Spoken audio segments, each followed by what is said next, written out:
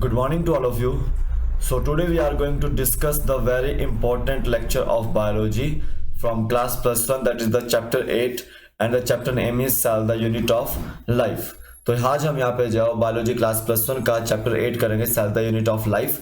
NEET HPTET HPPHT के लिए आपको काफी जो है लाभदायक रहेगा।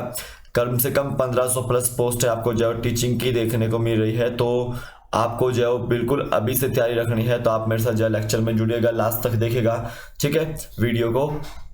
एंड प्लीज लाइक कीजिएगा वीडियो को, शेयर कीजिएगा वीडियो को, एंड सब्सक्राइब कीजिएगा चैनल को अगर आपने सब्सक्राइब जो है नहीं किया है, ठीक है। एंड बायोलॉजी की मैं एक प्लेलिस्ट आपको जो है डिस्क्रिप्शन बॉक्स में डाल दूंगा, वहां से आप जो है एक एमसीक्यू प्लेलिस्ट जो आप देख सकते हैं बायोलॉजी की, आपको काफी जो है हेल्प करेगी वेरियस एग्जाम्स में।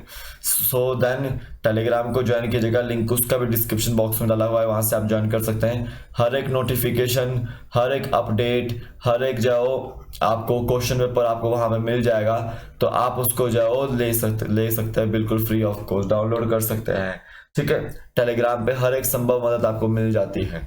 And Shubham GK trick application को भी डाउनलोड कीजिएगा, वहां पे आपको India GK plus HP GK के नोट्स मिलेंगे, प्लस आपको बायोलॉजी के कुछ रिकॉर्डेड जो लेक्चर्स हैं वो आपको वहां पे जाओ मिल जाएंगे, तो आप उसको जाओ ले सकते हैं, ठीक है।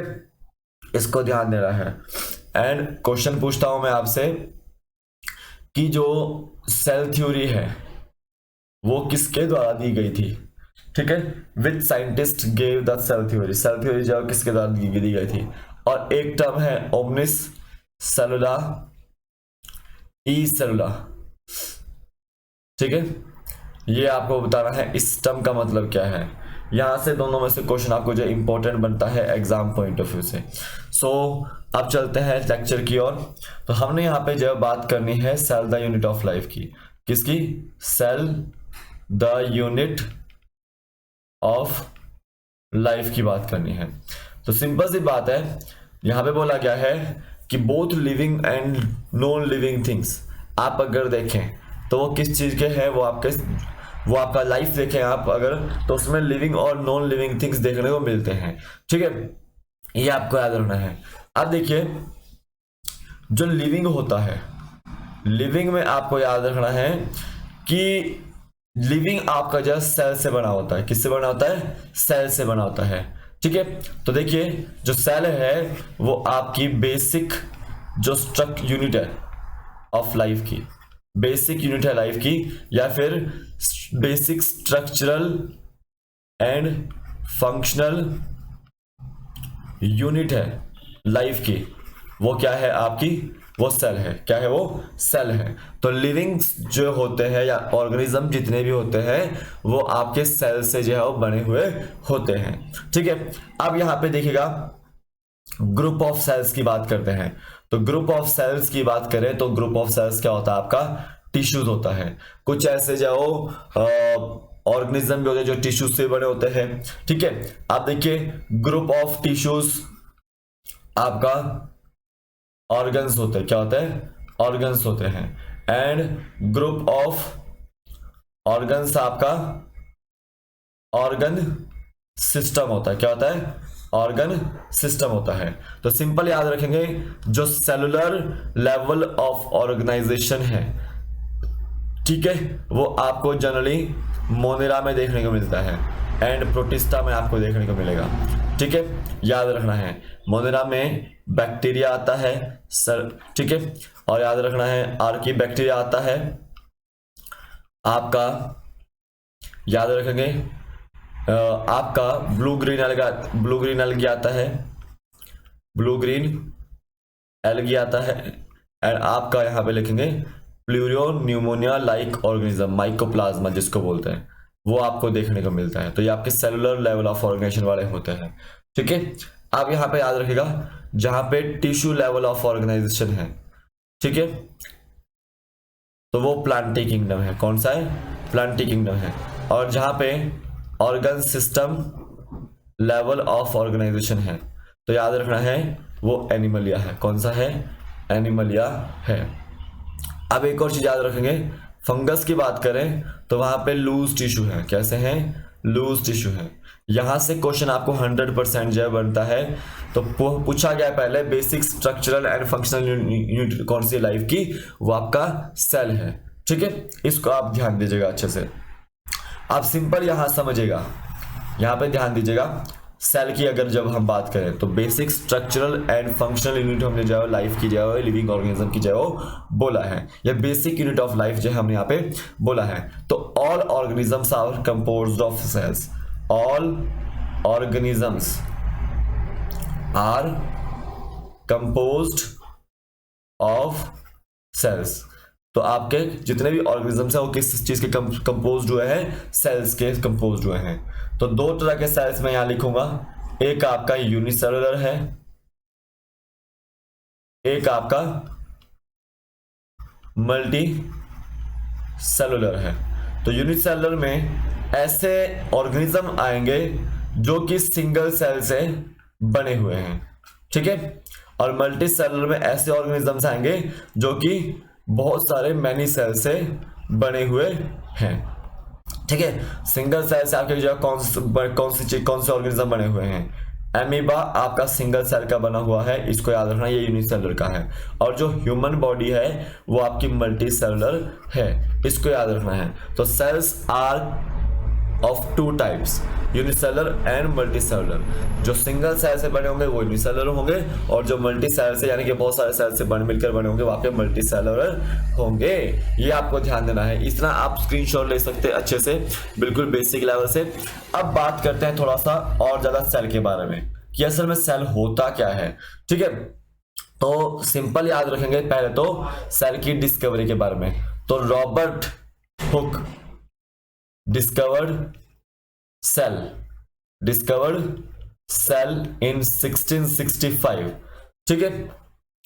कहां पे से उसने डिस्कवर किया, जो बार्क होती है ट्री की उसके अंदर उसने जो डिस्कवर जो किया था।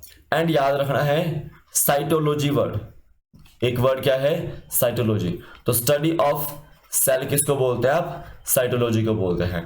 और फादर ऑफ साइटोलॉजी कौन है, वो भी आपका रॉबर्ट हुक ही है, ठीक है। वो भी आपका फादर ऑफ साइटोलॉजी कौन है, रॉबर्ट हुक है। ये ध्यान देंगे आप, ठीक है। अब देखिए यहां पे देखिएगा कि सेल जो है वो functional fundamental structure and functional unit of life यहाँ पे ऑर्गेनिज्म की जो बताई गई है। अब यहाँ पे आपको याद रखना है एंटन वॉन ल्यूवेनहॉक के बारे में, एंटन वॉन ल्यूवेनहॉक के बारे में। तो सिंपल सी बात याद रखना है, ये आपका लाइफ सेल के ऊपर जो डिस्कवरी करता है, ठीक है। ये आपका पहले जाओ लाइफ सेल को देखता है, सॉ करता है, उसके बाद जो उसको डिस्क्राइब करता है। दूसरा याद रखना है बैक्टीरियल जो सेल होता है उसके ऊपर भी जो है ये आपका स्टडी करता है, उसको भी डिस्कवर यहाँ पे करता है। तीसरा याद रखना है कि जो कंपाउंड माइक्रोस्कोप है, कंपाउंड माइक्रोस्कोप है, उसकी भी जो है ये स्टडी करता है, उसको भी जो है खोज जो है यहाँ पे करता है, ठीक है। याद रखना है। एक आगा साइंटिस्ट आपका रॉबर्ट ब्राउन। तो रॉबर्ट ब्राउन आपको याद रखना है, ये आपका डिस्कवर करता है किस चीज की, न्यूक्लियस की डिस्कवरी करता है, किस चीज की, न्यूक्लियस की डिस्कवरी करता है, ठीक है। जैसे ही आपका कंपाउंड माइक्रोस्कोप का इन्वेंशन हो गया तो आपके जाओ इंप्रूवमेंट आने लग गई बायोलॉजिकल प्रोसेसेस में। एंड देन आपका इलेक्ट्रॉन माइक्रोस्कोप आगे जो है रिवील होता है और वो वेरी स्ट्रक्चरल डिटेल्स को जो है सेल्स की एग्जामाइन जो करता है, ठीक है। ये तीन साइंटिस्ट के नाम इंपॉर्टेंट है, आपको एग्जाम पॉइंट ऑफ व्यू से ध्यान देने हैं। अब देखिए जो यूनिसेलुलर ऑर्गेनिज्म होते हैं वो किस किस चीज में कैपेबल होते हैं, वो किस किस चीज में कैपेबल होते हैं। एक तो वो इंडिपेंडेंटली जो एग्जिस्ट करते हैं, एग्जिस्टेंट होती है, एग्जिस्टेंस होती है उनकी, इंडिपेंडेंट जो एग्जिस्टेंस शो करते हैं, ठीक है। और दूसरा वो इसेंशियल जो फंक्शंस है लाइफ के वो परफॉर्म करते हैं, ठीक है। ये आपको याद रखना है, ठीक है।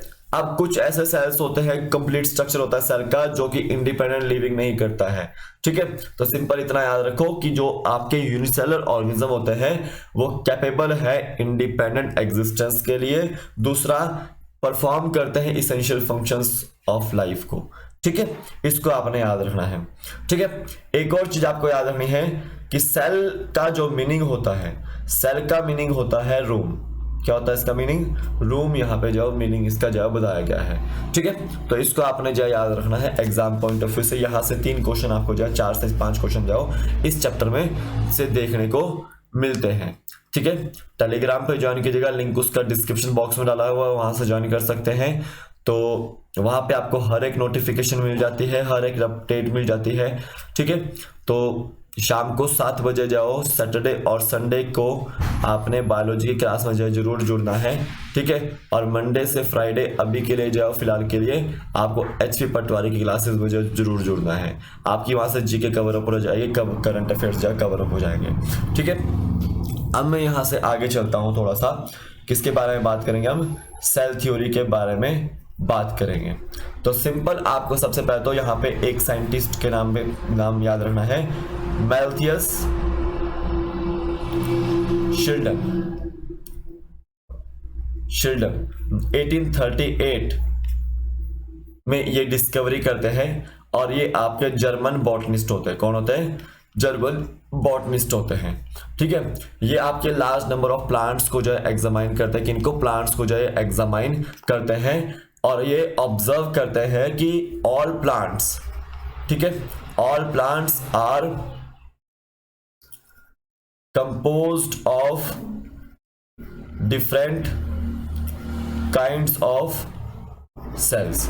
किस चीज से बने हुए हैं? जो आपके ऑल प्लांट्स है वो किस चीज के कंपोज हुए हैं? वो डिफरेंट काइंड्स ऑफ सेल्स के जो कंपोज हुए, ठीक है। और ये जो सेल्स हैं क्या फॉर्म करते हैं? Which form tissues of the plant. ये आपके जो टिश्यूज जो फॉर्म करते हैं प्लांट के, इसको याद रखना है। तो मैल्थियस शिल्डन जो प्लांट्स को एग्जामाइन करते हैं और ये बोलते हैं कि ऑल प्लांट्स जो किस चीज के कंपोज हैं? वो सेल्स के जो कंपोज हैं और ये सेल्स जो आपके टिश्यूज जो फॉर्म करते हैं। ठीक है, इसी टाइम पे आपको याद रखना एक और साइंटिस्ट आए, थियोडोर श्वान।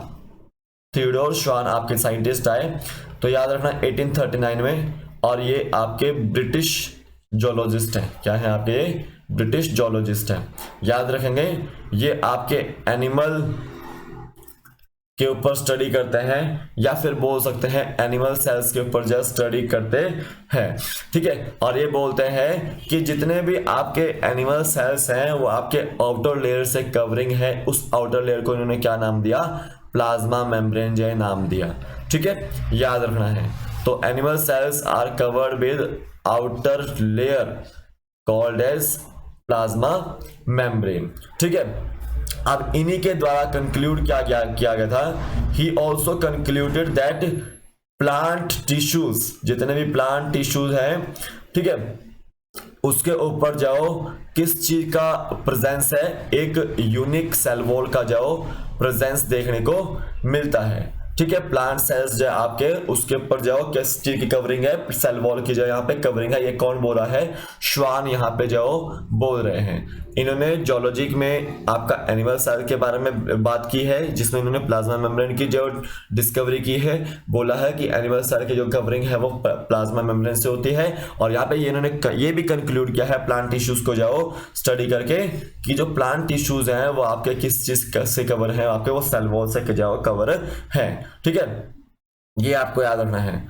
तो यहां पे याद रखना है कि श्वान जाओ प्रपोज करते हैं। ठीक है, श्वान जाओ प्रपोज करते हैं किस हाइपोथेसिस को? हाइपोथेसिस को जब प्रपोज करते हैं, ठीक है, और ये बोलते हैं कि एनिमल्स और प्लांट्स की जो बॉडी है वो किस चीज से कंपोज है? वो सेल्स से जाओ कंपोज है और प्रोडक्ट ऑफ सेल्स से जाओ कंपोज है।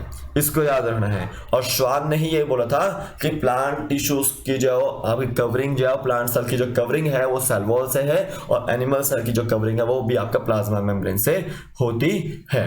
ठीक है, अब यहां पे बात करता हूं कि जो शिल्डन है, शिल्डन एंड श्वान है, ठीक है, तो ये मिलकर आपस में टुगेदर मिलकर आपस में फॉर्मुलेट करते हैं किस चीज को?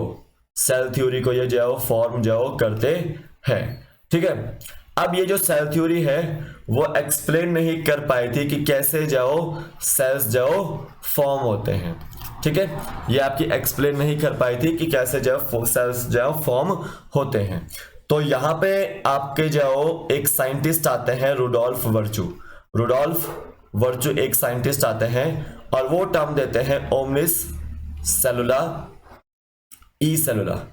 वो टर्म क्या देते हैं? ओमनिस सेलुला ई सेलुला जो देते हैं। 1855 में ये एग्जामाइन करते हैं और बोलते हैं कि सेल्स जो है वो डिवाइड करते हैं, सेल्स डिवाइड करते हैं एंड न्यू सेल्स आपके फॉर्म होते हैं। क्या होते हैं? न्यू सेल्स जो फॉर्म होते हैं।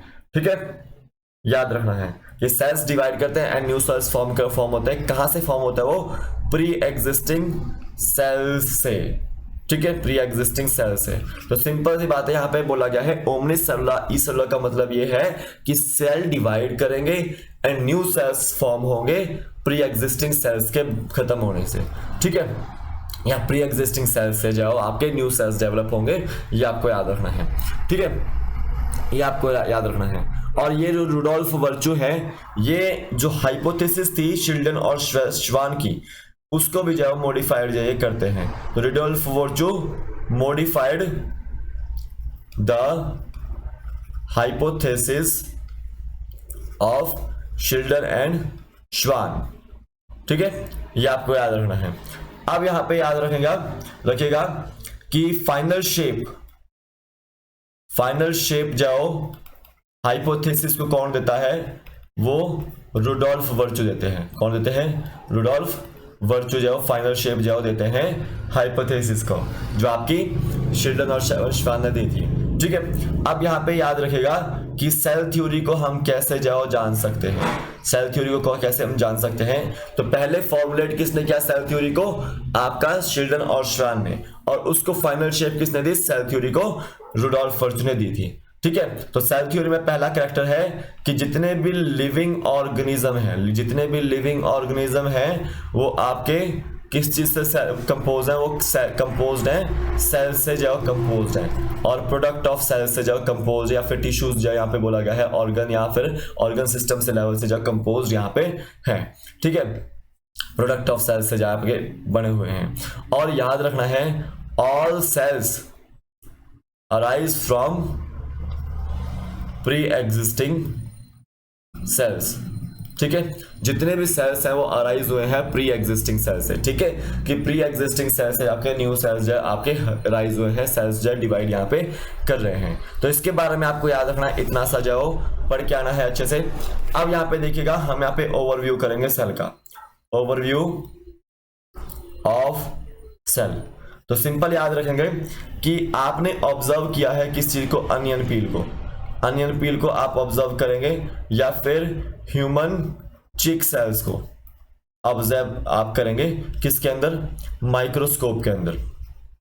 ठीक है, तो इनके स्ट्रक्चर के बारे में आपको रिकलेक्ट करना है। तो एनिमल सेल आपका जो टिपिकल प्लांट सेल है, क्या ये टिपिकल प्लांट सेल है? अनियन जो सेल है आपका ये आपका जो टिपिकल प्लांट सेल है।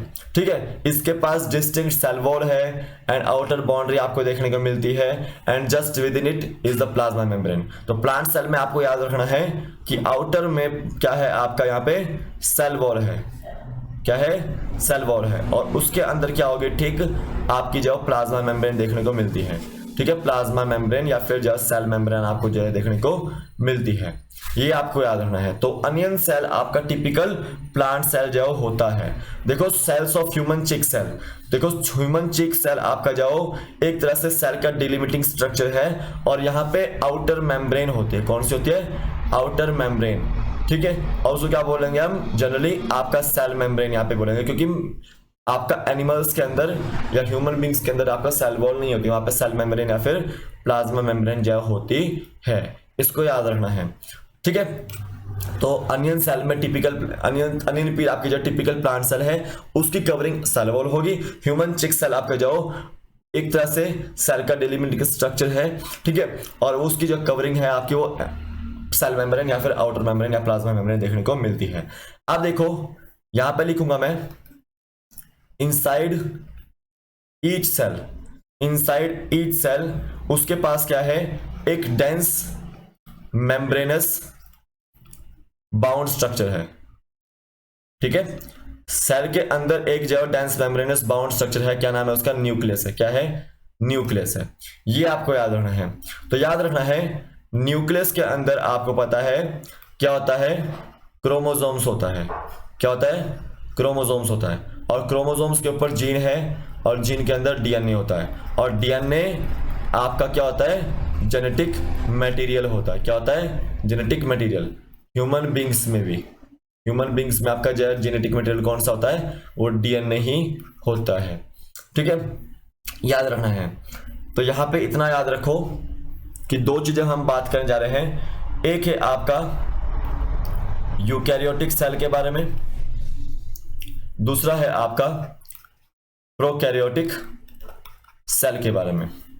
ठीक है, देखिए जो प्रो का मतलब होता है वो बिफोर होता है, कैरियन का मतलब क्या होता है, न्यूक्लियस। जब आपका न्यूक्लियस वेल डिफाइंड नहीं होगा, नॉट वेल डिफाइंड न्यूक्लियस, तो वो प्रोकैरियोटिक होगा। तो वो ऑर्गेनिज्म कैसा होगा, प्रोकैरियोटिक यहां पे होगा। जहां पे वेल डिफाइंड न्यूक्लियस होगा, complete nucleus membrane, nuclear membrane बनी होगी, वो आपका वो आपका यूकैरियोटिक सेल होगा। कौन सा होगा, यूकैरियोटिक सेल होगा। इसको याद रखना है। तो जहां पे well defined membrane, nuclear membrane देखने को मिलेगी, न्यूक्लियस देखने को मिलेगा, वो आपका यूकैरियोटिक सेल। जहां पे वेल डिफाइंड आपको जो न्यूक्लियस और न्यूक्लियर मेम्ब्रेन नहीं देखने को मिलेगी, वो आपका प्रोकैरियोटिक सेल यहां पे देखने को मिलता है। ठीक है, अब देखिए जो आपके प्रोकैरियोटिक सेल होते हैं उनके पास ऑर्गेनेलीज नहीं होती है, लैक ऑर्गेनेलीज। ठीक है, मेम्ब्रेन बाउंड यहां लिख रहा हूं मैं, जो मेम्ब्रेन बाउंड ऑर्गेनेलीज होती है वो वहां पे नहीं होती है। लेकिन एक्सेप्शन यहां पे है, राइबोसोम्स यहां पे प्रेजेंट रहते हैं। जो ऑर्गेनेल जो प्रेजेंट होती है वहां पे देखने को मिलती है। तो ये आपकी नॉन मेम्ब्रेन बाउंड ऑर्गेनेली है। ठीक है, क्या है वो, नॉन मेम्ब्रेन बाउंड ऑर्गेनेली है। ठीक है, ये आपको याद रखना है। तो देखिए जितने भी आपके यूकैरियोटिक सेल्स होते हैं वहां पे ऑर्गेनेलीज जो प्रेजेंट देखने को मिलती है। तो जितना भी आपका एंडोप्लाज्मिक रेटिकुलम है, ठीक है, गोल्जी कॉम्प्लेक्स है, लाइसोसोम है, ठीक है, माइटोकॉन्ड्रिया है, ठीक है, और देखिए माइक्रोबॉडीज है, ठीक है, एंड वैक्यूल्स है। ये सब आपके क्या है, ऑर्गेनेलीज प्रेजेंट, ऑर्गेनेलीज हैं जो कि प्रेजेंट रहती है यूकैरियोटिक सेल के अंदर। ठीक है, और याद रखना है कि जो आपका लैक करते हैं आपके वो प्रोकैरियोटिक सेल जो आपके होते हैं। ठीक है, ये आपको याद रखना है। देखिए जो आपका यूकैरियोटिक सेल में कॉमन क्या चीज है और प्रोकैरियोटिक सेल में कॉमन क्या चीज है, कि दोनों सेल के अंदर क्या होता है, आपका साइटोप्लाज्म जो होता है। तो cytoplasm is common in both cells, prokaryotic में भी है और आपका यूकैरियोटिक में भी है। याद रखेंगे ये आपका सेमी फ्लूइड मैट्रिक्स है। क्या है आपका, ये सेमी फ्लूइड मैट्रिक्स है। क्या है आपका, ये मैट्रिक्स है। ठीक है, ये आपको याद रखना है। जितनी भी सेलुलर एक्टिविटीज होती हैं वो साइटोप्लाज्म के अंदर देखने को मिलती है, चाहे वो प्लांट सेल है चाहे वो एनिमल सेल है, उनकी जो एक्टिविटीज जितनी भी होती है वो साइटोप्लाज्म के अंदर ही देखने को मिलती है। और जितनी भी केमिकल रिएक्शंस जो होती है वो आपकी सेल के अंदर होती है। तो इसको क्या बोला जाएगा, लिविंग स्टेट बोला जाएगा। यहाँ पे मैं लिख सकता हूँ लिविंग स्टेट को हम क्या बोल रहे हैं, कि जितनी भी केमिकल रिएक्शंस हो रही है तो वो आपके किसके अंदर हो रही है, सेल के अंदर हो रही है, सेल के अंदर जाओ हो रही है। ये आपको याद रखना है एग्जाम पॉइंट ऑफ व्यू से। अब यहां पे देखिएगा मैं यहां पे लिखूंगा कि यहां पे देखिएगा कि यूकैरियोटिक सेल तो आपके वेल डिफाइंड न्यूक्लियस वाले नहीं होते, वेल डिफाइंड न्यूक्लियस वाले होते हैं। और आपका ऑर्गेनेलीज जो होती है वो आपकी यहाँ पे यूकैरियोटिक सेल में प्रेजेंट रहती है। तो सिंपल याद रखना है, ribosomes are present in both. Ribosomes जो आपके, ठीक है, आपके दोनों में प्रेजेंट रहेंगे।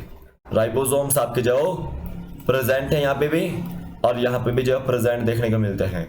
क्योंकि राइबोसोम जो है प्रोटीन फैक्ट्री है, तो प्रोटीन जब फॉर्मेशन जो है करना ही पड़ता है ग्रोथ एंड डेवलपमेंट के लिए यूकेरियोटिक सेल को भी। तो सिंपल याद रखना है, राइबोसोम एक ऑर्गेनली यहाँ पे बताई गई है, तो वो आपकी नॉन मेम्ब्रेन बाउंड ऑर्गेनली देखने को मिलती है, जो कि बोथ है यूकेरियोटिक सेल में और प्रोकैरियोटिक सेल में देखने को मिलेगी आपको। ठीक है, ठीक है, ये आपको याद रखना है। अब एक और चीज आपको याद रखना है कि राइबोसोम्स असल में होते कहाँ कहाँ हैं। तो राइबोसोम्स जो आपको 3 ऑर्गेनेलिज में देखने को मिलेंगे। एक आपको क्लोरोप्लास्ट में देखने को मिलेंगे, ठीक है, यानी कि प्लांट्स में देखने को मिलेंगे, प्लांट्स के क्लोरोप्लास्ट में। दूसरा आपको माइटोकॉन्ड्रिया में देखने को मिलेंगे, ठीक है, और तीसरा आपको जो रफ एंडोप्लाज्मिक रेटिकुलम होता है वहां पे आपको देखने को मिलेंगे।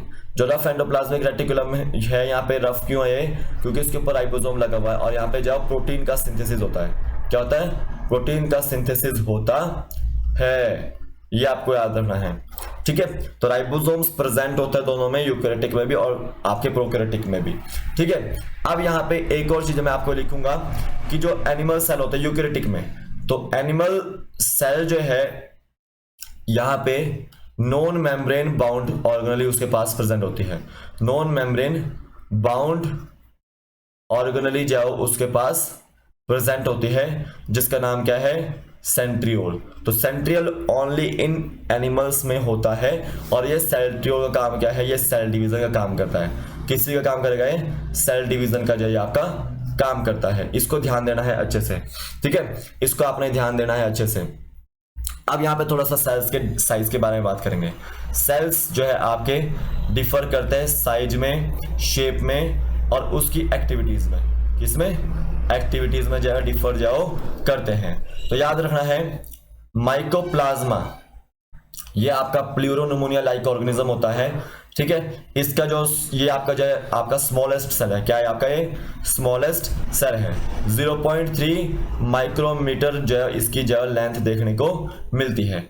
जो बैक्टीरिया होता है वो आपका मोनेरन है, ठीक है, आपका सेलुलर स्ट्रक्चर है, याद रखेंगे, वो आपका 3 to 5 माइक्रोमीटर लेंथ होता है, ठीक है। लार्जेस्ट जो आपका आइसोलेटेड जो सिंगल सेल है वो है आपका egg of ostrich. Egg of ostrich याद रखना, लार्जेस्ट सेल इसको बोला जाता है। अगर मल्टी सेलुलर ऑर्गेनिज्म की बात करें तो मल्टी सेलुलर ऑर्गेनिज्म में आपको याद रखना है जो ह्यूमन रेड ब्लड सेल है, ह्यूमन रेड ब्लड सेल है वो आपका 7.0 माइक्रोमीटर इन लेंथ है, डायमीटर है, ठीक है, याद रखना है। नर्व सेल आपको याद रखना है ये आपका लॉन्गेस्ट सेल है। कौन सा है? लॉन्गेस्ट सेल है, ठीक है। याद रखना है कि सेल्स की जो शेप होती है वो जनरली डिस्क शेप होती है, ठीक है, पॉलीगोनल होती है, कॉल्यूमिनार होती है, ठीक है, क्यूबॉइड होती है और थ्रेड लाइक स्ट्रक्चर आपको देखने को मिलता है, ठीक है, और इवन इरेगुलर भी आपको देखने को मिलेगा। इसको ध्यान दीजिएगा अच्छे से। यहां से आपको इंपॉर्टेंट क्वेश्चन याद रखने हैं, एग्जाम पॉइंट ऑफ व्यू से यहां से बनते हैं। जो माइकोप्लाज्मा बैक्टीरिया और एग ऑफ ऑस्ट्रिच है ये आपके सारे के सारे सिंगल सेल है, यानी कि यूनिसेलुलर है। ये पूछ लिया जाता है कई बार कि इनमें से कौन सा सिंगल सेल है, यूनिसेलुलर है। और मल्टी सेलुलर में नर्व सेल आपका जाता है और ह्यूमन रेड ब्लड सेल आपका आ जाता है। ह्यूमन रेड ब्लड सेल में आपको याद रखना है कि ये इन्यूक्लिएटेड होता है, यानी कि न्यूक्लियस यहाँ पे अब्सेंट रहता है। लेकिन जो आपका फ्रॉग वगैरह होते हैं या कॉकरोच वगैरह होते हैं वहां पे जो आरबीसी जो होता है आपका वो न्यूक्लिएटेड होता है। ये आपको याद रखना, ये आपका एग्जाम में पूछा जाता है, मैंने आपको बताया भी है पहले, ठीक है। अब मैं यहाँ पे थोड़ा सा और आता हूं आगे कि जो रेड ब्लड सेल होते हैं, रेड ब्लड सेल होते हैं, तो याद रखना है इनकी जो शेप होती है वो राउंड एंड बायकनकेव होती है, ठीक है, राउंड और बायकनकेव। राउंड यानी कि ऐसे और बायकनकेव इस तरह की डंबल शेप्ड, ठीक है, डंबल शेप्ड, ठीक है। दूसरा याद रखना है जो WBC होते हैं वो अमीबॉइड शेप होते हैं। कैसे होता है वो? अमीबॉइड शेप होते हैं वो, ठीक है। व्हाइट ब्लड सेल आपके अमीबॉइड शेप देखने को मिलेंगे, इनकी जो अरेंजमेंट चेंज होती रहती है बार बार, ठीक है। अब देखिएगा आपको देखने को मिलता है लॉन्ग एंड नैरो शेप वाले। तो याद रखना है जो कॉल्यूमिनार एपिथेलियल सेल्स होते हैं, एपिथेलियल सेल्स जो आपकी किसी ना किसी की कवरिंग पे देखने को मिलते हैं, किसी भी ऑर्गन की कवरिंग के ऊपर, स्किन की कवरिंग के ऊपर, तो आपके कॉल्यूमिनर एपिथेलियल सेल्स हैं, तो वो आपके लॉन्ग एंड नैरो होते हैं इस तरह से। किस तरह से? इस तरह से। ठीक है। अब यहां पे देखिएगा आपका नर्व सेल, नर्व सेल आपका याद रखना है लॉन्गेस्ट सेल भी है और ब्रांच्ड एंड ये लॉन्ग भी है। कैसा है? ब्रांच्ड भी है। तो याद रखेंगे कि इस तरह से आपको देखने को मिलता है कुछ वो, जैसे आपको जैसे बनाना आता है, जिस थोड़ा सा मेरे से पेन से बन नहीं रहा है, इस तरह से आपको जो है कुछ देखने को मिलता है वो इस तरह से। इसमें बीच में न्यूक्लियस है, साइड में डेंड्राइट्स लगे हुए हैं, ये सेल बॉडी है, ये आपका एक्सोन पार्ट है, आपका ये नोड ऑफ रानवी लास्ट वाला पार्ट है। ठीक है, इसको ध्यान देंगे तो ये ब्रांच्ड एंड लॉन्ग यहाँ पे शेप इसकी देखने को मिलती है। उसके बाद याद रखना है आपको जो ट्रैकिड्स होती हैं, ठीक है, एक्साइलम वगैरह में, तो आपकी जो एलोंगेटेड होते हैं। कैसी होती है? वो एलोंगेटेड होती है। ठीक है, इस तरह की शेप उनकी देखने को मिलती है, एलोंगेटेड शेप। ठीक है, इस तरह की शेप याद रखेंगे। और आपका देखना है कि जो मेसोफिल सेल्स होते हैं प्लांट्स के अंदर, वो जनरली ग्रीन कलर के होते हैं और वो राउंड एंड ओवल देखने को मिलते हैं। कैसे? राउंड एंड ओवल, इस तरह के सेल्स। ठीक है, तो यहां से शेप में से क्वेश्चन आता है, इसको आप जो है नोट डाउन कर लीजिएगा अच्छे से। ठीक है, थोड़ा सा टॉपिक रह चुका है, अब हम यहाँ पे थोड़ा सा इंपॉर्टेंट करने वाले हैं। ठीक है, तो यहाँ पे दोबारा से हम जो प्रोकैरियोटिक सेल के बारे में बात करते हैं। तो प्रोकैरियोटिक सेल मैंने आपको बता दिया है कि जो आपका नॉन मेम्ब्रेन बाउंड ऑर्गेनेल्स जहाँ पे प्रेजेंट होगी, जैसे कि राइबोसोम वहाँ पे प्रेजेंट होगा। ठीक है, तो वो आपके जो प्रोकैरियोटिक सेल होंगे। और सिंगल सेल वाले जो ऑर्गेनिज्म होते हैं जनरली बैक्टीरिया, ठीक है, बैक्टीरिया, आपका ब्लू ग्रीन एल्गी जिनको साइनोबैक्टीरिया बोलते हैं, और आपका याद रखेंगे माइकोप्लाज्मा, और आपका प्लूरोनोमोनिया लाइक ऑर्गेनिज्म, ये सब आपके जो कहाँ पे प्रेजेंट होते हैं? यहाँ पे प्रोकैरियोटिक सेल में प्रेजेंट यहाँ पे होते हैं। ठीक है, और ये जनरली स्मॉलर होते हैं और मल्टीप्लाई करते रैपिडली, मल्टीप्लाई करते हैं ये रैपिडली, ये आपको याद रखना है। ठीक है, याद रखना है यूकैरियोटिक सेल से जो जल्दी मल्टीप्लाई करते हैं। तो याद रखेंगे बैक्टीरिया जो होता है उसकी जो डिफरेंट बेसिक शेप्स है, जनरली 4 बेसिक शेप्स हैं। कितनी है? 4 बेसिक शेप्स हैं। तो याद रखना है, एक आपकी बैसिलस, जिसको हम क्या बोलेंगे? रॉड शेप, जो रॉड शेप होंगे, जैसे लैक्टोबैसिलस है, ठीक है, स्ट्रेप्टोबैसिलस है, इसमें आपको जो है रॉड शेप आपको पूछा जाता है। ठीक है, ये बैसिलस जहाँ पे दिख गया आपको तो रॉड शेप है वो। ठीक है, कोकस आपका जो स्फेरिकल है, स्फेरिकल शेप। ठीक है, तो स्फेरिकल शेप में मतलब ये कि वो आपका राउंडेड होंगे इस तरह से। कैसे होंगे वो? राउंडेड यहाँ पे देखने को मिलते हैं। अब देखिए वाइब्रेयो, वाइब्रेयो का मतलब क्या है? वो कोमा शेप्ड है। कैसे है वो? कोमा शेप्ड है। ठीक है, वाइब्रेयो कोलेरा आपका वो कोमा शेप्ड है। ठीक है, उसके बाद याद रखना है स्पाइरलम, स्पाइरलम आपके जो स्पाइरल शेप्ड है इस तरह से। ठीक है, इस तरह से आपके जो स्पाइरल शेप्ड है वो। ठीक है, याद रखना है। ठीक है, ये आपको याद रखना है, एग्जाम पॉइंट ऑफ व्यू से याद रखना है।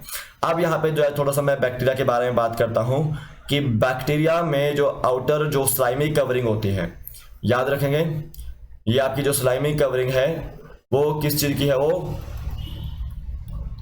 किस चीज की बनी हुई है? वो आपका ग्लाइकोलिपिड की बनी हुई है, ग्लाइकोलिपिड की, या फिर हम उसको क्या बोलते हैं? ग्लाइकोकैलिक्स बोलते हैं। क्या बोलते हैं उसको?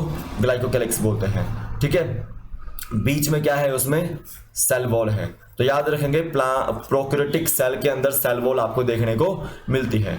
ठीक है, presence of cell wall in prokaryotic cell, prokaryotes, इसको याद रखना। ये आपका जो एग्जाम में आया था क्वेश्चन, आपको मार्क भी किया है। ठीक है, याद रखना है। ठीक है, और इस सेल मेम्ब्रेन को जो सराउंड करती है। तो ग्लाइकोकैलिक्स के अंदर सेल वॉल है और सेल वॉल के अंदर क्या है? प्लाज्मा मेम्ब्रेन या फिर सेल मेम्ब्रेन यहाँ पे देखने को मिलती है। ठीक है, कौन सी है? सेल मेम्ब्रेन या फिर प्लाज्मा मेम्ब्रेन उसके अंदर है। अब यहाँ देखिए कि प्लाज्मा मेम्ब्रेन के अंदर की ओर इन्वेजिनेशन हो रखी है। क्या हो रखी है? इन्वेजिनेशन हो रखी है इस तरह से। प्लाज्मा मेम्ब्रेन की इन्वेजिनेशन को हम यहाँ पे क्या बोलेंगे? इसको बोलेंगे हम मीजोजोम बोलेंगे। क्या बोलेंगे? मीजोजोम। तो याद रखो यहाँ पे माइटोकॉन्ड्रिया तो होता नहीं है, तो माइटोकॉन्ड्रिया का काम कौन करता है यहाँ पे? तो वो मीजोजोम करता है। ठीक है, all mitochondrial works, all mitochondrial जो वर्क्स होते हैं वो डन बाय किसके द्वारा किया जाता है? वो मीजोजोम के द्वारा जो किए जाते हैं। अब यहाँ पे देखिए कि इस तरह से जो यहाँ पे फ्लैजिला लगे होते हैं, तो फ्लैजिला आपको याद रखना है, फ्लैजिला के अंदर आपको जो देखने को मिलेगा फ्लैजिलिन प्रोटीन। ठीक है, फ्लैजिलिन प्रोटीन और 9+2 अरेंजमेंट उसकी होती है। और जनरली याद रखेंगे कि फ्लैजिला यहाँ पे मूवमेंट के लिए होता है। ठीक है, मूवमेंट। और यहाँ पे आपको जाओ इस तरह से फिम्ब्राई और पिलाई भी देखने को मिलेंगे। तो फिम्ब्राई एंड पिलाई यहाँ पे लिख देता हूं, फिम्ब्राई और पिलाई आपके जाओ ये भी मूवमेंट में हेल्प करते हैं। और याद रखेंगे एक और आपको याद रखना है कि जो कोपुलेशन में बैक्टीरिया को कोपुलेशन में मदद करता है। ठीक है, जेनेटिक मटेरियल को अंदर बाहर लाने में जो मदद करता है आपका पिलाई होता है। फिम्ब्राई और पिलाई यही काम करते हैं आपके। ठीक है, ये आपको याद रखना है। इसमें आपका जो है राइबोसोम होता है जो कि नॉन मेम्ब्रेनस बाउंड ऑर्गेनेल होती है। क्या होती है? नॉन मेम्ब्रेनस बाउंड ऑर्गेनेल होती है। यहाँ पे राइबोसोम देखने को मिलता है। और बीच में कोई भी आपका जो न्यूक्लियर मेम्ब्रेन जो आपकी नहीं होती है, न्यूक्लियस यहाँ पे देखने को मिलेगा, लेकिन वेल डिफाइंड न्यूक्लियस नहीं होगा वो। ठीक है, उसकी न्यूक्लियर मेम्ब्रेन देखने को नहीं मिलेगी। ठीक है, इसको याद रखना है। तो बैक्टीरिया के बारे में मैंने आपको बताया, 3 आपकी लेयर यहाँ पे देखने को मिल रही है। ग्लाइकोक्लेक्स की जो लिपिड की बनी हुई है, फिर सेल वॉल है अंदर, फिर सेल मेम्ब्रेन आपको देखने को मिलती है। ठीक है, याद रखना है। बेसिकली यहाँ पे जेनेटिक मटेरियल देखने को मिलता है। ठीक है, नेक्ड जेनेटिक मटेरियल। कैसा है? नेक्ड है वो। कैसा है वो? नेक्ड है। ठीक है, तो ये न्यूक्लियर से आपका एनवेलप जो नहीं देखने को मिलता है वो। ठीक है, यहाँ पे आपको जीनोमिक डीएनए के साथ साथ आपको देखने को मिलता है सिंगल क्रोमोसोम। ठीक है, circular DNA, single chromosome circular DNA आपको देखने को मिलता है। ठीक है, ठीक है, ये आपको याद रखना है। तो सिंपल याद रखना है कि स्मॉल सर्कुलर डीएनए यहां पर है। ठीक है, और किसके बाहर है वो? आपका जीनोमिक डीएनए के बाहर है वो। ठीक है, तो उसको क्या बोला गया यहाँ पे? स्मॉल सर्कुलर डीएनए को प्लाज्मिड बोला गया। यहाँ पे क्या बोला गया? प्लाज्मिड बोला गया। ठीक है, तो इसके पास, प्लाज्मिड के पास जाओ फिनोटाइपिक कैरेक्टर्स होता है कुछ बैक्टीरिया के। तो प्लाज्मिड के पास क्या है? कुछ फिनोटाइपिक कैरेक्टर्स हैं बैक्टीरिया के। ठीक है, ये आपके याद रखना है, ये आपको याद रखना है। तो यहां पे याद रखना है कि कुछ इस एक सच कैरेक्टर इसका ऐसा भी है कि एंटीबायोटिक से जो रेजिस्टेंस है। ठीक है, ये आपको याद रखना है।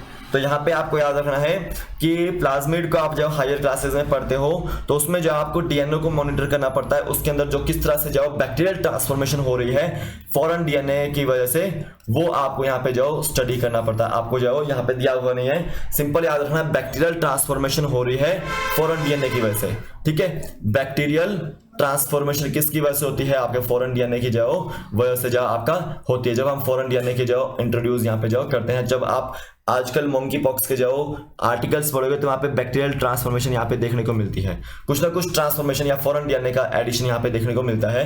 तो यहाँ पे देखने को मिलेगा आपको ये चीज, सब चीजें। ठीक है, ये आपको याद रखना है। ठीक है, ये आपको याद रखना है। तो स्पेशलाइज्ड डिफरेंशिएशन स्ट्रक्चर यहाँ पे कॉल्ड मेसो सेल मेम्ब्रेन का यहाँ पे मीजोसोम बताया गया था। तो यहाँ पे आपको याद रखना है कि वो सेल मेम्ब्रेन की जो है प्लाज्मा मेम्ब्रेन की इनफ्लो होल्डिंग्स होती है मीजोसोम, और ये माइटोकॉन्ड्रिया का जो है काम करता है। ठीक है, और याद रखना है कि जो प्रोकैरियोटिक सेल होते हैं उसके अंदर 70S राइबोसोम होता है और यूकैरियोटिक सेल के अंदर 80S राइबोसोम देखने को मिलता है। इसको भी आपने याद रखना एग्जाम पॉइंट ऑफ व्यू से। तो आज के वीडियो बस इतना ही है, कल फिर मिलता हूं एक नए वीडियो के साथ। तो देखिए यहाँ पे सेल थ्योरी जो फॉर्मुलेट की गई थी वो आपका शिल्डन एंड श्वान द्वारा जो की गई थी, और उसको जो फाइनल जो शेप दी गई थी वो किसके द्वारा दी गई थी? रुडोल्फ वर्जू द्वारा दी गई थी।